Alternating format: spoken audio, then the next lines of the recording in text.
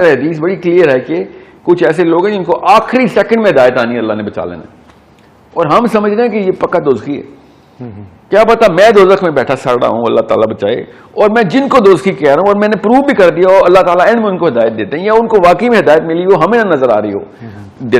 باطن کا تو کسی کو نہیں پتا. جی ہاں بالکل، یہی تو بات ہے، باطنی کا تو لفظ ہے، اللہ تعالیٰ کو پتا ہے. اللہ تعالیٰ نے اس لیے کہا تھا یہاں سے میں ہدایت نہیں دیتا، کسی کی لاجک اس کے اوپر نہ چلے جانا، یہاں سے دیتا ہوں، کب دل پھیر دوں اس کو پتہ نہ چلے. برداشت کا جو بیسک ایلیمنٹ ہے نا، اس کے پیچھے جو سائنس ہے، جو سوسیولوجسٹ میں، اینتھروپولوجی میں، وہ اس طریقے اس جگہ تک پہنچ رہے ہیں جہاں پہ اللہ نے اپنے قوانین کے تھرو، انبیاء کے تھرو ایک، میں آپ کو مثال دیتا ہوں تاکہ آپ کو سب کو پتہ چل جائے کہ ایک مینٹل ایکسپیریمنٹ، سائیکولوجیکل ایکسپیریمنٹ ہے جو ہر بندے کو کرنا چاہیے اپنے ساتھ، کہ اگر آپ کو یہ لگتا ہے کہ اگر آپ کے پاس ٹائم مشین ہو اور آج بھی اسی طریقے سے ہم یہی کپڑے پہن کے یہی سوچ کے ساتھ اتنی کتابیں پڑھی ہوئی ہیں، ایک دوسرے کو جانتے ہیں، ٹائم مشین میں جائیں اور 1400 سال پہلے ابو بکر صدیق کے، عمر بن خطاب کے، علی بن ابی طالب کے، یا پھر نبی علیہ السلام کے ڈائریکٹ مدنی دور کی، کیونکہ اس وقت اسٹیٹ بن چکی تھی، 10ویں ہجری تک پہنچ جائیں، تو آپ کو پتہ چلے گا کہ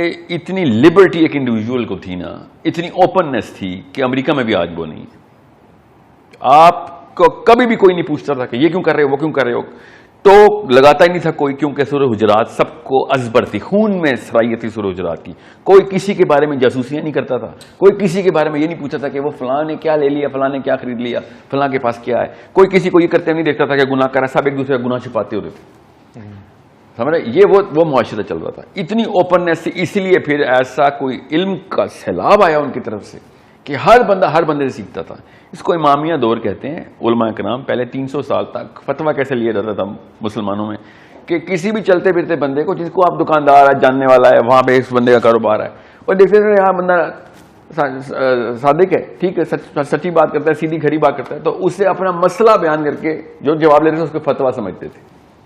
اتنا اوپن تھا، کبھی کسی کو پتہ نہیں تھا کہ فرقہ کیا ہوتا ہے، تو لائن کہاں پہ ڈرا کرنی ہے، کہ اس کا سکول آف تھاٹ کیا ہے، میرا سکول آف تھاٹ کیا ہے. اس کو امامیہ دور کہتے ہیں. 300 ایئرز تک مسلمانوں کو پتہ ہی نہیں تھا کہ فرقے کا لفظ بھی کہیں سے کرتا ہے. اور آج کل کی سب سے مشہور حدیث کیا اسکولوں کی دیواروں پہ لکھی ہوئی ہے بیوقوفوں نے، ناہنجاروں نے، کہ نبی علیہ السلام نے ارشاد فرمایا میری امت کے، بنی اسرائیل کے 71 فرقے ہیں، تو میری امت کے 72 فرقے ہوں گے. اور پھر جو بھی نبی علیہ السلام نے آگے شاف، سب کو حدیث یاد ہے. میں مطلب ایک سوشل ایکسپیریمنٹ ہی سمجھ لیں اس ویڈیو کو. آپ کو اگر حدیث کا پتہ ہے تو آپ صحابہ سے بھی بڑے عالم ہو گئے. صحابہ کو بھی یہ حدیث نہیں پتہ تھی. یہ حدیث بعد میں پراپیگیٹ، یقیناً صحیح حدیث ہے، صحیح تو نہیں، خیر ترمذی میں کوٹڈ ہے، مگر اس کی صحت کے اوپر بحث ہے کہ کچھ علماء نے کہا کہ اس میں ایسا تردد نہ کریں، بس چین منقطع ہے، باقی متن ٹھیک ہے اس حدیث کا.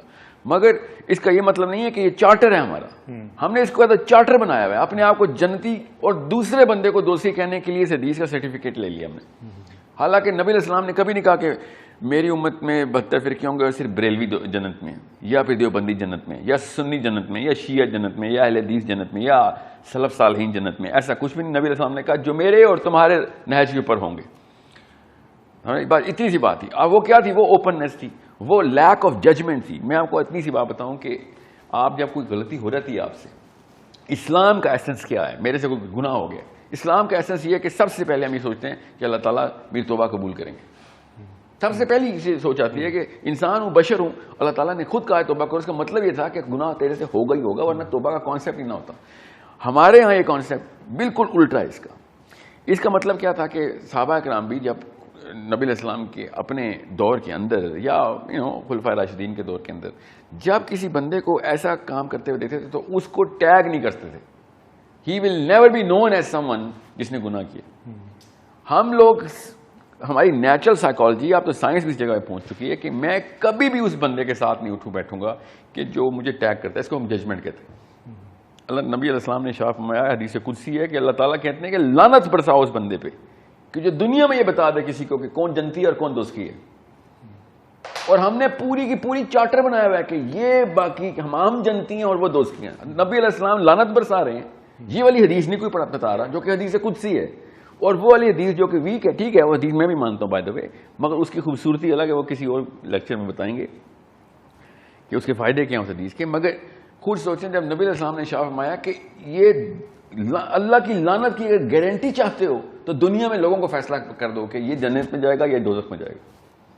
پروفیٹ صلی اللہ علیہ وسلم کو بھی کچھ نام اللہ نے بتائے تھے جن کو مشرہ مبشرہ کہتے ہیں, اور ان کے علاوہ بھی ہیں 5-7 نام کہ جن کو نبی علیہ السلام نے دنیا میں اللہ تعالیٰ کے اذن سے بتا دیا کہ تجھے اللہ تعالیٰ نے بشارت دے دی ہے.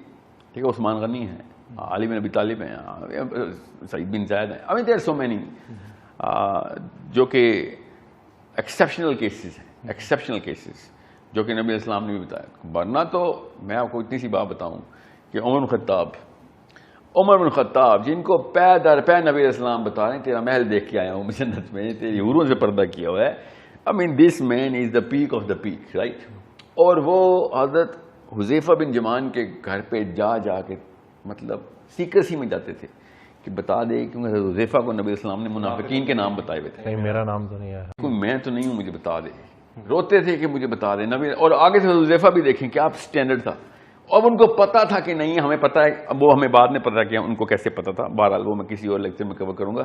مگر امانت داری تھی, جیسے میں نبی علیہ السلام کی امانت نہیں, مطلب سوچیں کہ کیا کیا سٹینڈرڈ آپس میں ٹکرا رہے ہیں کہ عمر بن خطاب سوال کر رہے ہیں اور آگے سے حذیفہ کہہ رہے ہیں نہیں بتا سکتا.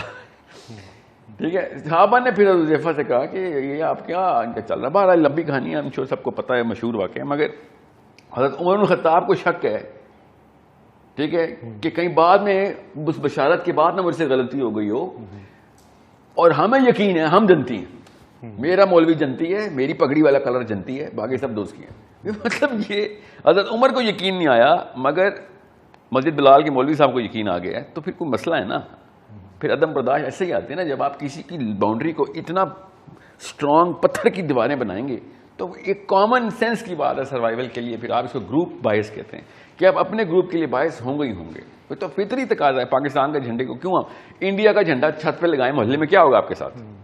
یا ایران کا لگا دیں, تاجکستان کا لگا دیں, چلے انڈیا پہ تو ہمیں پرائم کیا گیا نا اس کے خلاف, ٹھیک ہے. آپ سری لنکا کا جھنڈا لگا دیں, امریکہ کا لگا دیں.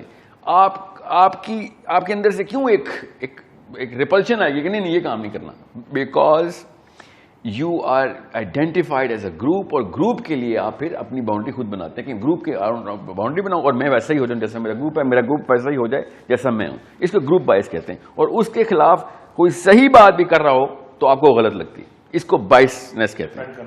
ہاں, اس کو نہیں آپ کو صحیح لگتی ہے. پھر مطلب آپ کی تعریف غلط کی جائے, گروپ کی غلط تعریف کی جائے تو آپ کہتے ہیں بالکل لاجیکل آدمی ہے, بہت لاجیکل بات کی آپ نے. ٹھیک ہے, پاکستانی دنیا میں سب سے زیادہ چیریٹی کرتے ہیں, اصل میں نہیں کرتے, 73rd نمبر ہے ہمارا دنیا میں. ٹھیک ہے, سب سے زیادہ امریکہ کرتا ہے, نمبر 2 پہ سعودی عرب ہے. اسٹیٹ چیک کریں نا. مگر میں کہوں نا پاکستانی دنیا میں سب سے زیادہ زکات دیتے ہیں. ہاں بالکل صحیح دیتے ہیں, کیونکہ بائسنس سے ہم اس کی غلط ڈیٹا کو بھی صحیح مان لیتے ہیں. اور جو چیز صحیح کوئی بندہ کہے کہ سر لیاقت علی خان صاحب کو جناح صاحب نے کہا تھا دوبارہ چوری نہ کریں. کیا چوری کی تھی انہوں نے؟ کہ انہوں نے ایک دفعہ محمد علی جناح صاحب سے کہا کہ میرے پاس نہرو کے کچھ خط ہیں, میں پبلش کروں گا تو یہ سڑک کراس نہیں کر سکے گا. ایسی ایسی چھچوئی ایک کرتا ہے نہرو, جو کہ کرتا بھی تھا. تو جناح صاحب نے کہا دوبارہ تو نے یہ بات مجھے کی نا کہ تو نے کسی کی پرائیویسی انویڈ کی ہے تو میرے 20 کلومیٹر ریڈیس میں نہ آئی, میں تجھے سب سے پہلے میں تجھے ماروں کہ تجھے یہ کریکٹر ہے تیرا.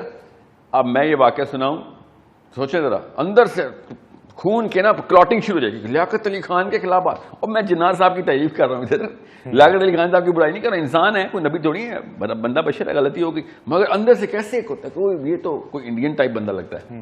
ٹھیک ہے, یہ سے گروپ بائس کہتے ہیں. میں نے آپ کو ایک ایکسپیریمنٹ کر کے بھی بتایا تاکہ آپ کو پتہ چلے اندر سے جو ایک شورش ہوتی ہے نا وہ بائسنس کہلاتی ہے. آپ بالکل اسی طریقے سے میں نے جس دن اعلیٰ حضرت بولا احمد رضا بریلوی صاحب کو, دیوبندیوں نے فون کرنا شروع کر دیا کہ اچھا آپ پتہ چلا تمہارا اصلی رنگ باہر آیا ہے. کہ وہ کیا؟ سبز.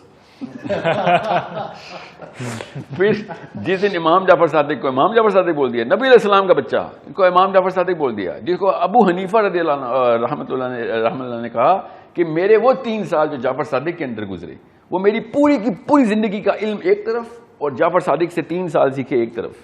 ٹھیک ہے, حنفی ہونے کے باوجود کسی بھی حنفی کے گھر میں امام جعفر صادق کی کتاب نہیں پڑھی ہوئی. کیوں نہیں پڑھی ہوئی؟ ہمارے گھروں میں کیوں نہیں پڑھی؟ ہم حنفی ہیں آپ لوگ, اور ان کے استاد کو جن کو انہوں نے کہا کہ میری ساری کی ساری جو ہے نا عمر جو علم میں گزری وہ اس کی مرہون منت ہے, اس کی کتاب ہم نہیں پڑھیں گے بیکاز لوکل مولوی نے کہا تھا نہیں وہ شیعہ ہے. اس کو گروپ بائس کہتے ہیں اور کچھ بھی نہیں. ابو حنیفہ یہ سن لیں تو ابو حنیفہ خود آنکھوں سے روئیں گے کہ یار یہ فالوور ہے, تم حنفی کہتے ہو, لعنت اللہ آپ لوگوں کے اوپر کہ اپنے آپ کو حنفی بھی کہتے ہو اور میرے استاد کو گالیاں دیتے ہو. ٹھیک ہے, سو اٹس اے بائسنس جو کہ پھر ایبسولوٹ سائیکالوجی کریٹ کرتی ہے. گروپ بائس کا نیکسٹ اسٹیپ ہوتا ہے ایبسولوٹ سائیکالوجی کے. ایبسولوٹ سائیکالوجی کا مطلب ہوتا ہے 100 سے ملٹیپلائی کریں یا 0 سے ملٹیپلائی کریں کسی بھی چیز کو. آپ مجھے پسند ہیں یا میرے گروپ کے ہیں تو اس کو میں 100 سے ملٹیپلائی کر دوں گا. آپ 100% کلیئر ہیں, آپ مومن ہیں. اور اگر آپ میرے گروپ کے نہیں ہیں تو آپ کے اندر جو کچھ بھی اس کو 0 سے ملٹیپلائی کر دوں گا کہ آپ 100% جنمی ہیں. صرف ابو لہب اور اس کے آس پاس آپ کا نام اور اس کے اوپر یا نیچے آپ کے ابا جی کا نام. دیٹس ابو لہب, ابو جہل, آپ کہیں پہ مکس ہو رہے ہیں ایک جیسی party. This is what the absolute psychology does. اور ایبسولوٹ سائیکالوجی تبھی ہوتی ہے جب آپ گروپس ود ان گروپس بنا لیتے ہیں. تو پھر وہی پھر پاکستان کیسے ٹوٹا تھا, ایبسولوٹ سائیکالوجی تھی, Bengali versus east versus west ہو گیا تھا. آپ جان کی بازیاں لگائی ہیں بنگالیوں نے مسلم پاکستانیوں کو مارنے کے لیے. پڑھیں تو صحیح نا ہسٹری, کیوں گروپ سائیکالوجی, آپ گروپس بن گئے تھے آپس میں اور گروپ کسی بھی آئیڈینٹی کو ٹریگر کر کے نکال لیتے ہوتے ہیں. کیسے ابھی دیکھنا, ابھی طالبان کی حکومت ہے, بیچ میں سے ایک فیکشن کا گروپ سائیکالوجی کے تھرو ٹیکا لگا کے ٹریگر کیا جائے گا. اور وہ آپ کے سمجھ رہے عوام بیوقوف ہوتی ہے؟ نہیں, عوام بیوقوف نہیں ہوتی, ان کو پتا ہوتا کیا کریں, مگر ان کی بائسز کو ٹریگر کر کے ان کو ریشنلائز کر دیا جاتا ہے. بالکل اس طریقے سے وہ مہاجر قومی موومنٹ بنی تھی, پھر وہ پشتون موومنٹ چل رہی ہے, کیا نام ہے اس کا, مجھے نام بھول جاتا ہے, اس فرحان کے خاقان جو بھی ان کا پشتون لیڈر ہے اس وقت, وہ گروپ سائیکالوجی ٹریگر کر دی, وہ آپس میں فیکشن کریٹ ہو گئی. ٹھیک ہے, تو یہ تو خیر پولیٹیکل لیول کے اوپر کر رہے ہیں یا سوسیولوجی کے اندر ٹریگر ہوتی ہے. ایک پیور بایولوجی کے اندر بھی باعث ٹریگر کرتے ہیں. وہ اتنی صلاحیت کرتی ہے کہ جیسے پھر ریلیجن یا ایسے سینٹیمنٹس جو کہ ڈیپر ہوں, وے ڈیپر, وہ پھر آپ کا سیروٹونن ٹریگر کر دیتے ہیں. وہ ہے آپ کی بریلوی موومنٹ یا دیوبندی موومنٹ, شیعہ موومنٹ, اہل حدیث موومنٹ. کچھ چکر ہی نہیں ہے. میں اگر یہ کالے کپڑے پہنے ہوئے ہم نے, میں اگر وائٹ کلر کی وہ شیعہ ٹربن پہن لوں, آپ نے ایک لفظ نہیں سننا میرے بارے میں میری طرف سے. ایون کہ اگر آپ محرم میں صرف بلیک پہن لیں تو وہ فوراً. جی بالکل بالکل. تو یہ کیوں, کیونکہ بس جو کچھ بھی ہے غلط ہے. پوچھ لینا کیوں غلط ہے, ٹھیک ہے, یہ نہیں پتا کیوں غلط ہے مگر غلط ہے, وہی بس سننا نہیں ہے, بس میں اس بارے میں بات ہی نہیں کروں گا, بس غلط ہے. ورنہ اپنے بچوں کو سائنس کی لیکچر دیتے ہیں, لاجک سمجھاؤں تمہیں لاجک, تو یہاں پہ بھی لاجک سمجھا دینا. پھر یہاں پہ کیوں لاجک آپ کا 0 ہو جاتا ہے, نہیں بس غلط ہے, اس بارے میں بحث نہیں کروں گا. ٹھیک ہے, سو مطلب یہاں پہ علماء کرام قادیانیوں سے ڈائلاگ کر رہے ہیں بیٹھ کے. ٹھیک ہے, سینسیبل علماء کرام کیوں ڈائلاگ کے بغیر کیسے واپس لے کے آئے ان کو. اور یہ نہیں سنی غلط ہیں, بس شیعہ غلط ہیں, شیعہ بالکل کافر ہیں. اچھا ٹھیک ہے کافر ہیں, اچھا بتاؤ کیوں کافر ہیں, ہمیں بھی تو بتاؤ کیوں کافر. نہیں بس آپ کی بات ہی نہیں سنی جائے گی.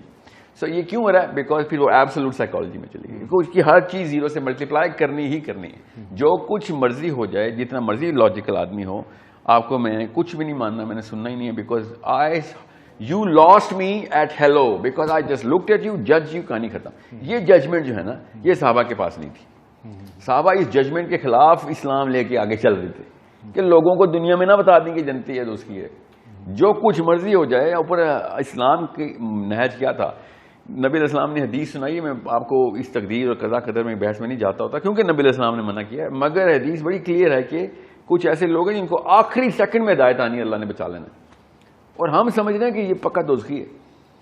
کیا پتا میں دوزخ میں بیٹھا سڑ رہا ہوں, اللہ تعالیٰ بچائے, اور میں جن کو دوزخی کہہ رہا ہوں اور میں نے پروو بھی کر دیا ہو, اللہ تعالیٰ اینڈ میں ان کو ہدایت دیتے ہیں, یا ان کو واقعی میں ہدایت ملی ہو, ہمیں نہ نظر آ رہی ہو. باطن کا تو کسی کو نہیں پتا. جی ہاں بالکل, یہی تو بات ہے, باطنی کا تو لفظ ہے, اللہ تعالیٰ کو پتا ہے. اللہ تعالیٰ نے اس لیے کہا تھا یہاں سے میں ہدایت نہیں دیتا, کسی کی لاجک اس کے اوپر نہ چلے جانا, یہاں سے دیتا ہوں, کب دل پھیر دوں اس کو پتہ نہ چلے. حضرت واصف سے کسی نے رحمۃ اللہ علیہ سے کسی نے کویشچن کیا کہ سنا ہے 72 فرقے بنیں گے تو کون سا فرقہ جنت میں جائے گا, انہوں نے جواب دیا وہ جس کا کوئی فرقہ نہیں. اللہ اکبر, تو یہ اللہ اکبر, فرقہ پرست حق پرست نہیں. مگر سر واصف علی واصف کون ہوتا ہے, اس نے تو کوئی پگڑی نہیں پہنی ہوئی تھی, ان کی تو داڑھی وہ نہیں تھی. بتائیں گے اسلام کا, ہر کوئی ڈاکٹر بنا پھر رہا ہے, سمجھ رہے, یہ ہے, یہ دیکھیں ذرا, it's a way bigger problem.